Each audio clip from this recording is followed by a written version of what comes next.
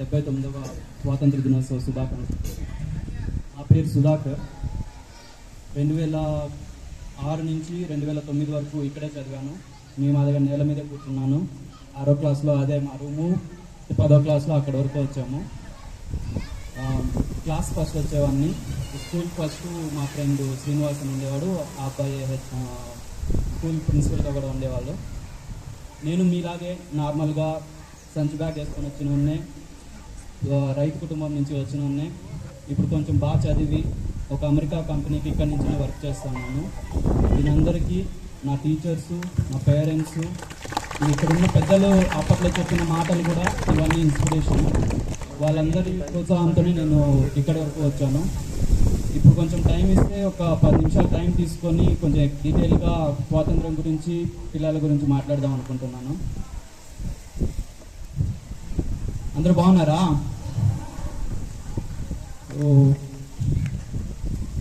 ఇది కొంచెం first time మాట్లాడుతా ఉన్నాను.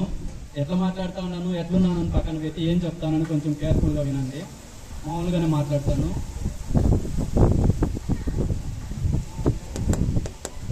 మన పెద్దలు మాట్లాడారు, గోవింద్ సామన్న గారు, విజయవాడ నుంచి వచ్చిన పెద్దలు గారు బాగా డీటెయిల్గా చెప్పారు. అవన్నీ కొంచెం గుర్తుపెట్టుకోండి. వాటితో పాటు ఇంకొంచెం డీటెయిల్గా నేను చెప్దాం అనుకుంటా ఉన్నాను. సో మనం వచ్చి కూర్చునింది స్వాతంత్ర దినోత్సవం కోసం. సో స్వాతంత్రం అంటే ఎంతమందికి తెలుసు మీనింగ్? ఓకే.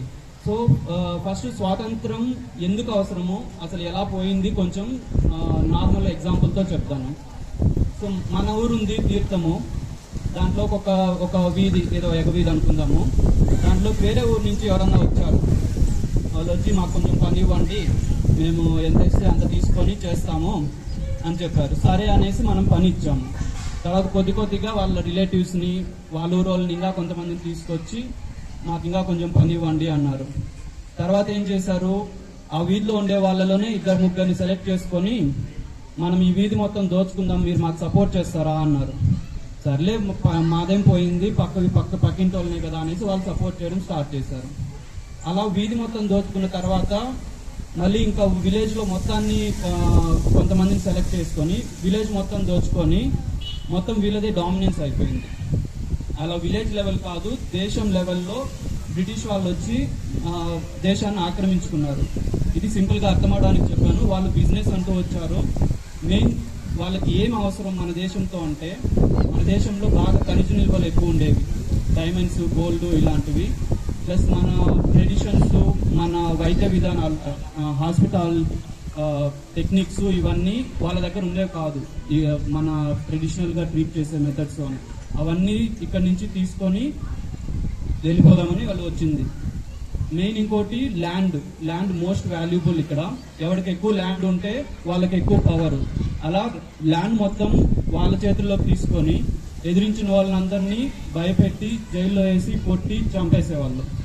సో ఇలా మన దేశంలోకి వచ్చి, మన ఊర్లోకి వచ్చి మన వాళ్ళనే బెదిరిస్తున్నారనేసి కొంతమంది మనలాంటి విలేజర్స్, మనలా రైతు కుటుంబంలో పుట్టిన వాళ్ళే ఎదురు తిరగడం స్టార్ట్ చేశారు. ఎదురు తిరగడం కూడా చాలా రకాలుగా ఉంటుంది. ఒకరు డైరెక్ట్గా ఫైట్ చేయొచ్చు, అప్పుడు ఫైట్ చేయడానికి గన్లు లేకపోవచ్చు, కత్తులతో ఫైట్ చేసేవాళ్ళు, ఝాన్సీ లక్ష్మీబాయి లాంటి వాళ్ళు.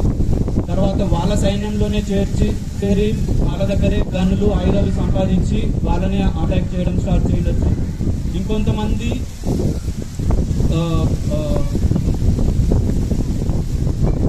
వాళ్ళకి సపోర్ట్ చేయకుండా, పొలైట్గా ఫైట్ చేయకుండా, మీరు చెప్పే అని ఏం చేయము, మేము పండించిందే మేము తినుకుంటాము, మీరేమైనా చేసుకోండి అనేసి కూల్గా కూడా ఫైట్ చేసేవాళ్ళు, గాంధీ తాత లాంటి వాళ్ళు.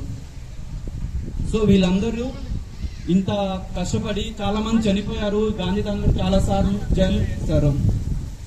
అంత కష్టపడి స్వాతంత్రం తీసుకొచ్చారు. ఎందుకు అర్థమైందా? సో మన ఇల్లు, మన ఊరు మన చేతుల్లో ఉండాలి, కానీ వేరే ఎవరి చేతుల్లోనూ ఉండకూడదు అనేసి. సో ఇప్పుడు కూడా మళ్ళీ ఎవరైనా మన ఊరి మీదో మన దేశం మీదో అటాక్ చేసేకి రావచ్చు. సో దానికి ఆల్రెడీ మిలిటరీ కానీ, పోలీసులు కానీ, మన గవర్నమెంట్ కానీ ఆల్రెడీ బాగా ప్రొటెక్ట్ చేస్తుంది. వాళ్ళందరినీ మనమే సపోర్ట్ చేయాలి, ఎప్పుడైనా కనిపిస్తే రెస్పెక్ట్ ఇవ్వాలి. ఇలాంటి మంచి విషయాలు చెప్పడం కోసమే ఇలాంటి ఫంక్షన్లు ఏర్పాటు చేస్తారు. నార్మల్ గా టీచింగ్ టైంలో పాఠాలు మాత్రమే చెప్పొచ్చు. ఇట్లాంటివన్నీ చెప్పాలనేసి పెద్దలు వస్తారు, వాళ్ళు చెప్పింది కేర్ఫుల్ గా వినాలి.